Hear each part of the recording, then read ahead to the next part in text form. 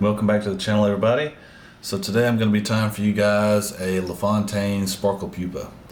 I'm going to be tying this on a TMC 100 today, and I'll kind of tell you why here in just a second. But these things are really highly effective whenever the caddis hatch is on. I mean, they really work, especially when you see those fish not completely rising up to the top and leaving those little bubbles after they take something off the surface, what you think is the surface, which is actually right below. So here we go. Since I'm using a TMC 100, the reasoning behind that is because I want it just a little bit lighter. If I want to get it down, I'll go ahead and use a point fly, or using some weight to get it on down. And if I want to keep it up near the surface, I can do so because I have a little bit lighter wire hook. I'm going to bring this down about halfway down the shank, and then I'm going to tie in what's known as sparkle yarn. And it comes in a section that kind of splits off into 3 pieces. So what you're going to want to do is cut one of those pieces out, just like that. And then you're going to want to I use a popsicle stick with Velcro, the hard part of the Velcro, and I brush it out. The reason why you want to do that is because most sparkle pupas that you see available, commercially tied ones, are way too heavily dressed with this stuff. This stuff should be pretty light, pretty sparse. And if you go try and split this stuff without brushing it out straight, like you can see here, then it really tangles up and you can't get it split right. And I use, let's see, we'll split that about in half, and I will probably take about half of the whole strand, if not a little less. Depends on what you want to go for, but you definitely don't want a whole bunch. Then what you want to do is you want to cut those ends straight and go ahead and start getting this tied in. Now, a little trick to get this to go all the way around the hook is you can take it and kind of push it around the bend, and that will distribute those fibers or those materials all the way around the hook as you wrap back towards the bend. And then from there, I'm just going to kind of dress the hook back and come up to about 2 or 3 eye lengths back. Now, the dubbing I'm going to be using today is called a Mercer's. It's by Met's Buggy Nymph Dub in Caddis Green. I usually tie a few different colors in this. Not too crazy, but I use a dark green, a light green like this, and a tan. And I usually will change up the front of the fly before I really change up the color. And once I go ahead and start getting my dubbing in, I want to kind of make a fatter rear end, because that's just how those caddis pupa are. They have a larger back end than they do the front. They kind of reverse taper on you.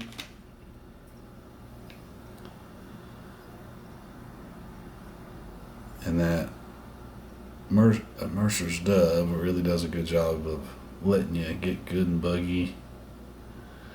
And right as that dubbing ends, I'm going to use that thread just to put a slight rib in the fly. You don't have to do this. This is a little bit different than LaFontaine's original pattern. He didn't add this step, but I do. Then from there, I want to go ahead and start splaying out my sparkle yarn. Bring it all the way forward. And I've got it pulled tight. And then what you can do is then you pull it up ahead of that point and push it back, and that'll give you that little bit of a bubble that will trap air. And that's really what you're trying to do. You're trying to mimic that trapped air. And I make a nice loose 2 wraps. It wants to agree with me.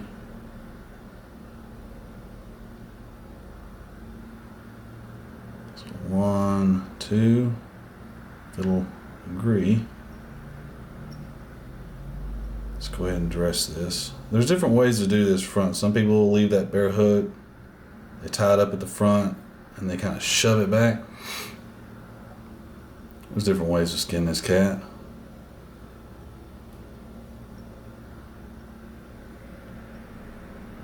Get this evenly distributed again. Pull it up to the front. Come on now. There we go. Pull up to the front, a couple eye lengths, and then give it a push back.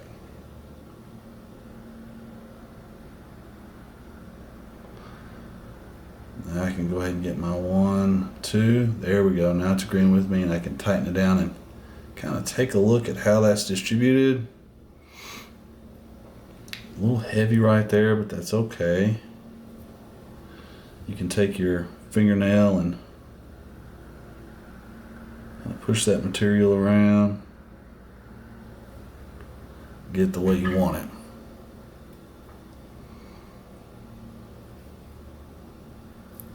And from there, now that I've got that tied in, clip that off, and if you wound up with a length about like that, you could probably get one more fly out of it.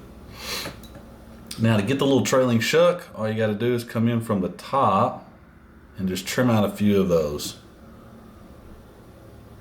And there you go. There's your trailing shuck. Nothing too crazy there. Nice and easy. Now to finish the fly off, you get yourself some ostrich herl. I'm using it in the brown color today. And the thing with ostrich is you have two sides to it. So you have the side with that stem ridge, and then you have the other side which does not have the ridge, as you can see.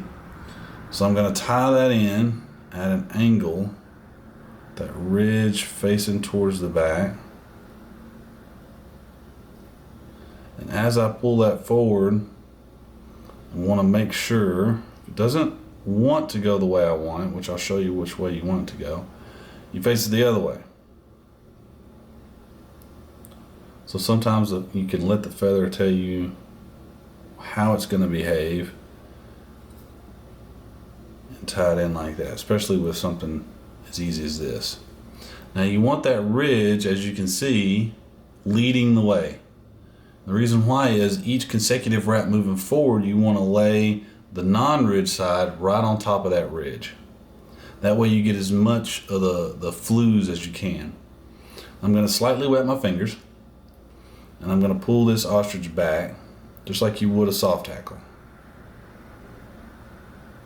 I'm going to lay that non-ridge side right on top of that ridge as I move forward, continually pulling those flues back.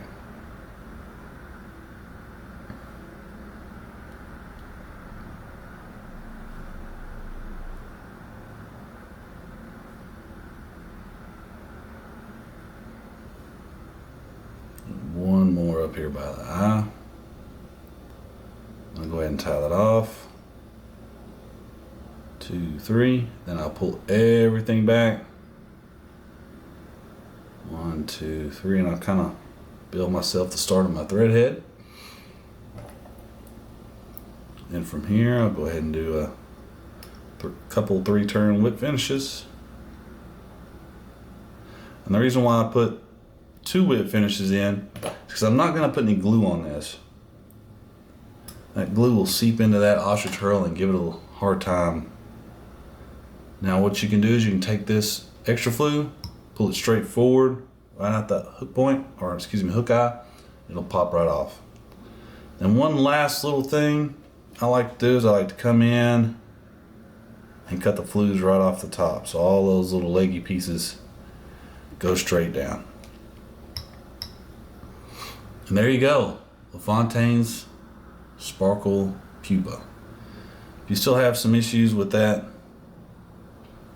you can kind of pull them around, grab them, kind of manipulate them a little bit. Don't yank on them too hard because they may come out. And there you go. Let me know how you do. Fish these things in caddis hatches and you will not be upset.